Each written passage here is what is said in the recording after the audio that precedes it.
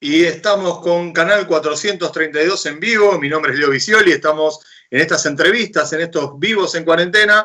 Y vamos a estar hablando con un colega, periodista, productor, que está viviendo en Italia, más precisamente en Cremona, en la parte de la Lombardía, en la región de Lombardía. Daniel Bigoli, en las calles de allá. Qué lindo que se ve. ¿Cómo estás? ¿Qué tal? ¿Cómo estás, Leo? Muy bien, saludos para toda la gente que está prendido a Canal 432 en vivo. Estamos aquí, como bien dijiste, en Cremona, en la región de Lombardía, a 95 kilómetros al sureste de la ciudad de Milán. Hoy, la tercera semana, ya casi cuarta semana de post-cuarentena, con unas cuantas actividades ya, como pueden ver, los bares, por ejemplo, en actividad. Así que vamos a ir contando, vamos a empezar la entrevista, así les voy contando. Gracias, desde ya gracias por el contacto. Y bueno, una pandemia que pegó fuerte en Italia y que tuvo en total cuántos días de cuarentena, digamos, estricta.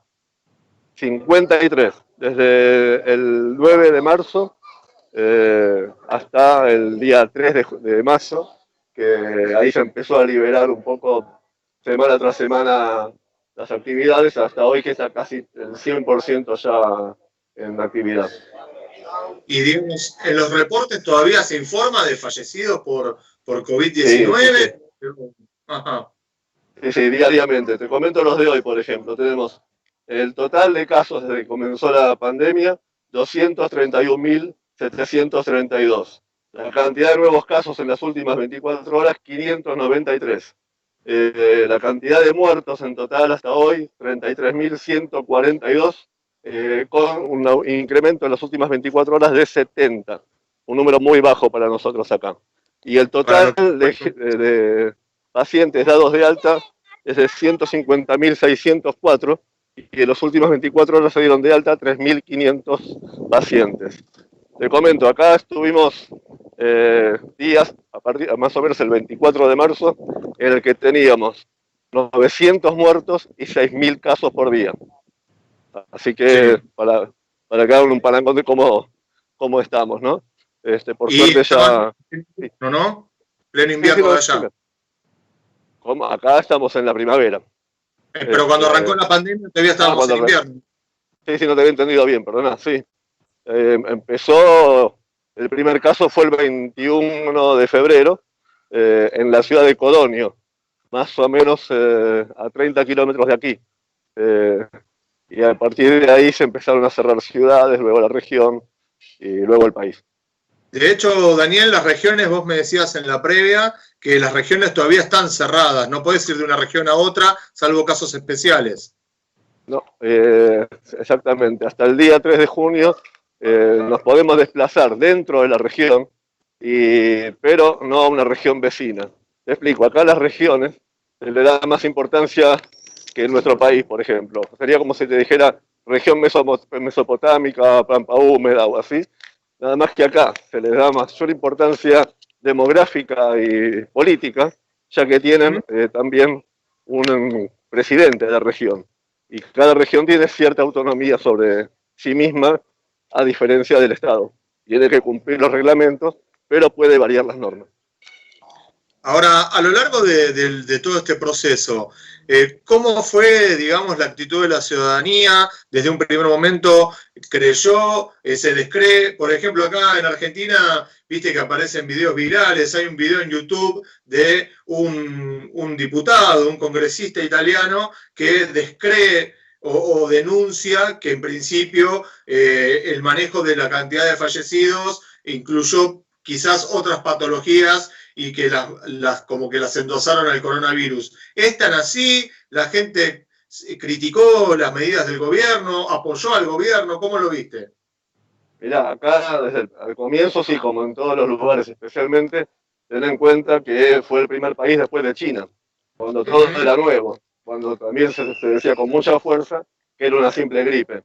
Entonces las primeras medidas siempre fueron difíciles de implementar, porque había descreimiento de que fueran necesarios cerrar una ciudad, cerrar una región, cerrar el país, hasta que, bueno, pasó lo que pasó, que todos conocen con los casos en Italia, ¿no? Ujú. Igualmente se venía midiendo, se venía revisando la gente que ingresaba, pero no habían tenido en cuenta, como muchos otros, los asintomáticos. Correcto. Y digamos, durante la cuarentena y ahora en esta época, que si bien ya se empezó a tener una vida normal, entre comillas, digamos, ¿la gente se ha manejado, por ejemplo, como aquí en Argentina, con permisos o simplemente es la conciencia ciudadana de saber en qué lugar puedes estar y en cuál no? No, no, durante la cuarentena hubo permisos. En la parte más rígida de la cuarentena teníamos prohibido a la gente de a pie, digamos, movilizarnos, salvo los esenciales, como pasa en Argentina. Después se fue, a Correcto. medida que se fue avanzando en el tiempo, se fueron agregando actividades, especialmente a fin del mes pasado.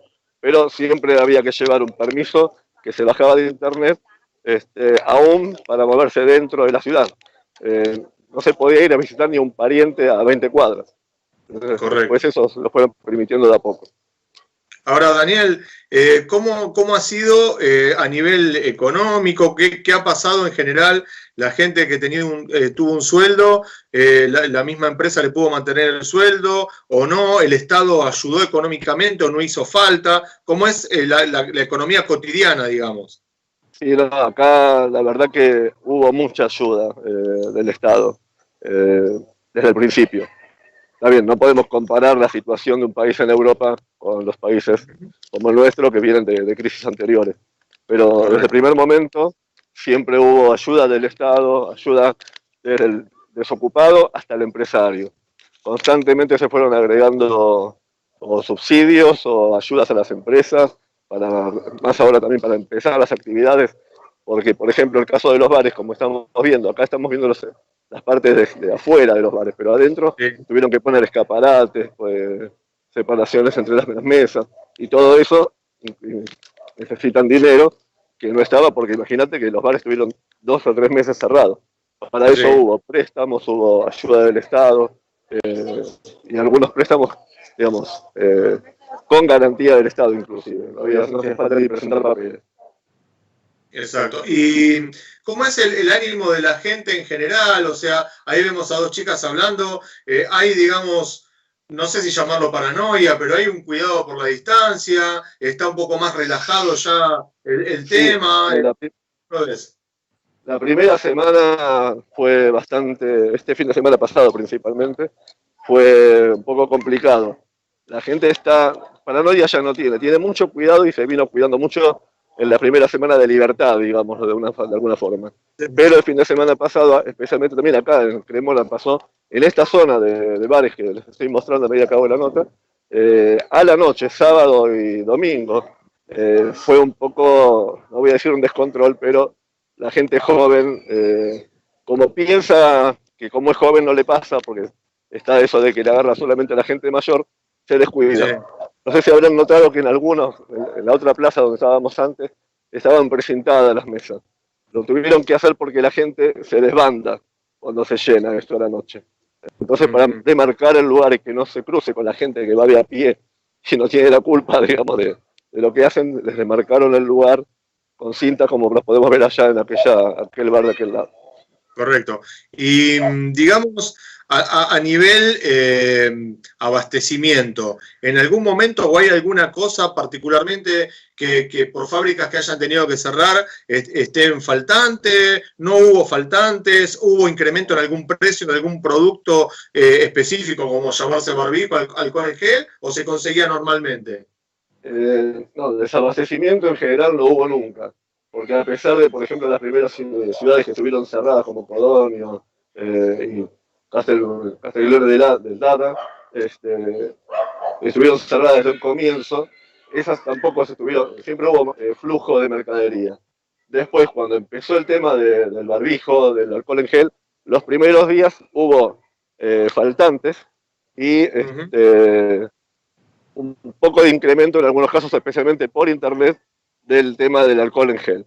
Enseguida salió el Estado a poner las cosas en su lugar y también con el tema de los barbijos, Italia misma empezó a fabricar sus propios barbijos, hoy está fabricando 400.000 barbijos al día.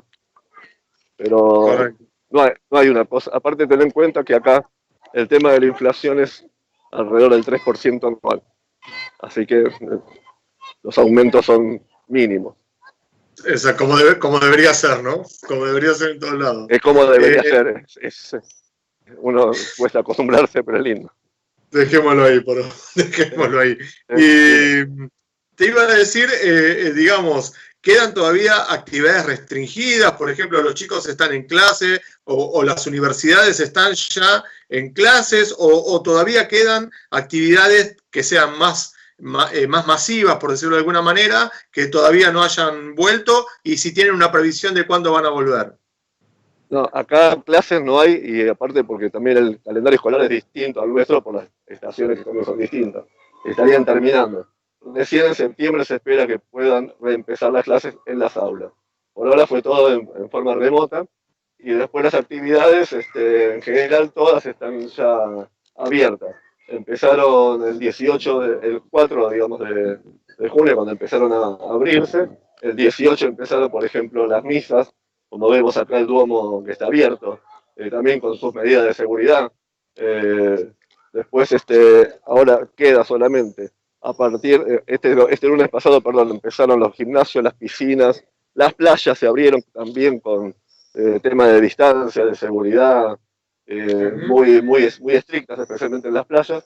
Y la semana que viene, el día 3 de junio, vuelven a abrirse las fronteras a nivel europeo, siempre y cuando los países permitan el flujo de personas. Italia las abre con una particularidad: no va a hacer falta en el regreso de los italianos a su país hacer la cuarentena de 14 días. Vuelven y hacen su vida normal. Ese es un detalle. Es un dato importante. Y surgen distintas noticias, no sé cómo es el caso de la región, de que, digamos, la pandemia puede o pudo o seguiría afectando quizás la parte turística, y se decía que algunas localidades, regiones o lugares particulares subsidiarían o buscarían mecanismos para tratar de atraer a que el turista retome una actividad que le permita a la economía local de cada lugar. No sé cómo es ahí en ese caso. Sí, hay algunas regiones como Sicilia que está pensando en hasta pagarle cierta parte del viaje a los primeros turistas, digamos. Subvencionar, por ejemplo, si uno hace 5 días de hotel, pagar 2, de una forma para atraer. Ya hay igualmente mucha gente interesada y hay mucho movimiento en las playas turísticas de Italia. Ya estamos en la época de playa, hay días que la verdad es mucha gente la que está yendo, pero la verdad que sí hay un movimiento interesante que promete y alienta un poco también a las empresas, a los comercios, ¿no?, del sector. Correcto. Bueno, Daniel, y lo último, ¿llegan noticias de nuestro pobre tercer mundo allá? Mira, noticias de Argentina acá en Italia no mucho. Lamentablemente cuando llegan no son las mejores que quisieras que lleguen. Pero no, últimamente no. En España por ahí sí hay más movimiento, más noticias nuestras. Pero acá por ahí llegan, pero con un poco de retraso, comparativamente, ¿no?, con España. Estamos muy lejos, 12.000 kilómetros o una cosa así como estamos. Para ellos acá las distancias son muy cortas. Imagínate que ir a Alemania son 800 kilómetros. Y ellos no entienden que uno puede hacer 800 kilómetros en auto como solía hacer yo en Argentina. Miran como si estuviera yendo a la luna. Así que pensar en viajar o que les interese algo allá, no es que no nos quieran ni nada, porque eso te puedas, viste que siempre dicen, no, afuera no nos quieren. No, afuera nos quieren siempre y cuando te portes bien. Es un tema. Correcto. Sí. En todos lados te van a querer y los argentinos los quieren mucho. Pero hay veces que los embajadores que tenemos no son muy buenos. Un dato a tener en cuenta. Sí, si no la argentinidad nos quieren, digamos, para hablar en criollo. Sí, exactamente. Así que te digo una cosa más, se está pensando también en abrirlas a partir del día 15 del mes que viene, los cines y los teatros, que sería lo último que queda. Y un dato que salió hoy, se pondría el día 18 de marzo como día de las víctimas del coronavirus acá en Italia, porque fue ese día cuando se vieron esas imágenes tan tristes desde Bérgamo, de los camiones llevando los ataúdes. Así que se está pensando eso, y después hay también toda una planificación de la post-cuarentena y post-COVID para relanzar el país, digamos, ¿no? Con mucho incentivo, mucho crédito, mucha promoción, y después ahora también se abrió también una ayuda de la Unión Europea a todos los países de la Unión Europea, y el que fue más favorecido por las consecuencias que tuvo fue Italia, que va a recibir más o menos 170.000 millones de euros. Un dato importantísimo. Daniel, completísimo el informe, te agradecemos este contacto, tu tiempo y clarísimo en los conceptos.